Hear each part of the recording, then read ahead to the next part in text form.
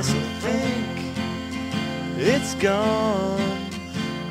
Well, how could that happen to something that felt so strong?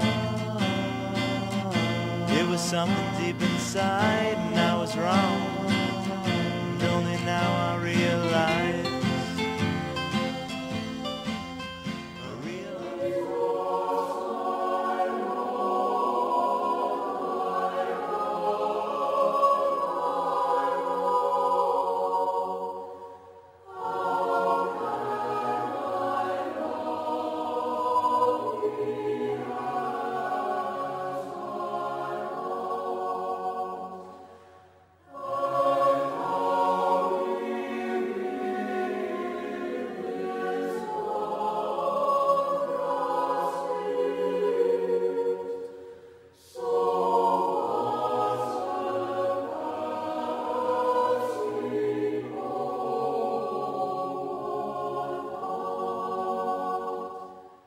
Titled this talk, Loving the Cross and Living the Cross.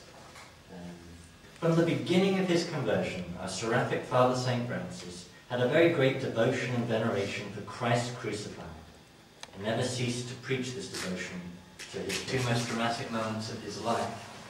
From kind of an external viewpoint, we find the cross, but at the beginning of his conversion, we find it was the cross that spoke to him at San Damiano, and very near the end of his life, it was the cross that he received and the stigmata.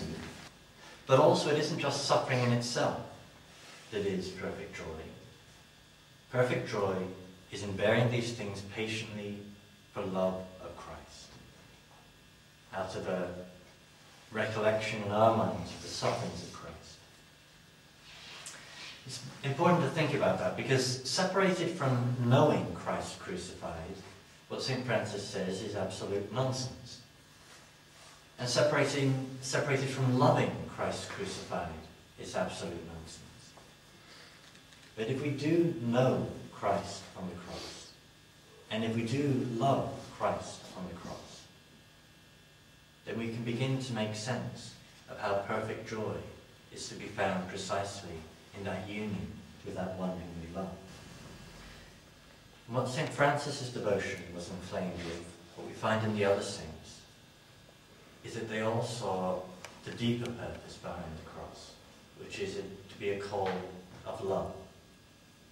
That when we look at Christ on the cross, and when we realize who it was that died on the cross, we can't doubt the fact that he loves us.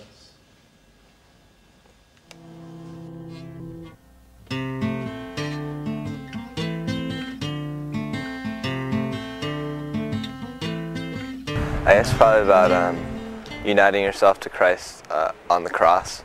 It's fairly easy to unite yourself with Christ risen and forget about the suffering, and that's always been some sort of difficulty for me as well. It's just kind of taking the suffering aspect of being Catholic and being with Christ and kind of make it my own. So that's really hit me so far. As far as what Father said, I thought his talk today on penance, the whole thing about penance and living the cross and loving the cross, was particularly profound, especially to a young guy like me. I don't know, you forget about it so much, how much penance can change you and how much penance is necessary in today's world. And as he said, you know, the world today has forgotten about penance, and in no era of the church has there not been a place for penance. So I thought that was particularly interesting and beautiful, actually. Well, the two things that I kind of drew from the talks were that I talk too much from the whole day, and just from the talks in conjunction with some reading that I've been doing, there's just too much noise in general, and you can't, and like you said, you can't hear what God's trying to say to you, because either you're talking too much about useless things, or you're listening to music constantly, or there's always something small that's taking your attention away from higher things, like my cell phone or something like that. And the second thing was just the way he talked about humility. And he told a story about how St. Francis and another brother were coming back to Assisi, and St. Francis was trying to describe to him what perfect joy was, and it would be if the brothers turned them out, and not only that, if they beat them up, and not only that, if St. Francis and the other brother were overjoyed at that having been done to them. And I was just thinking about how pissed off I'd be if that happened to me.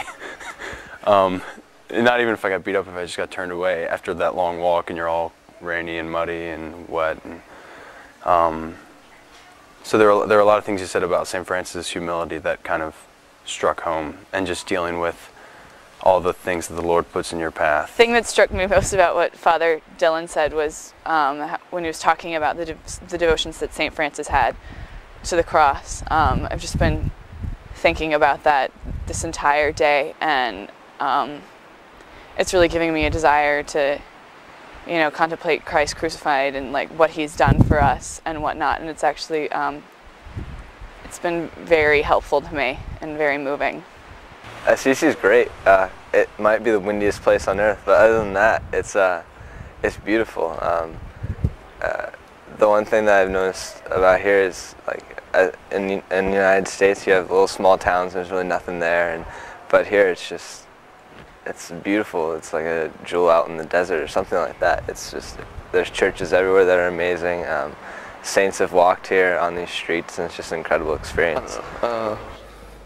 I'm kind of a mountain guy. I guess I like the mountains. I like Virginia, so this reminds me more of home. I've never really lived in the city before, so Rome, while it's got a lot of cool things about it, it sometimes gets to be too much. So, I don't know, I guess I prefer this scenery to what Rome's got, but I don't know how long I could stay here. There's not a whole lot to do here. The city seems like it's how it was. You know, there's not a lot of skyscrapers or McDonald's everywhere, whereas Rome has more of that. This seems like it probably was, it is how it was when St. Francis was here, so I guess that's kind of neat.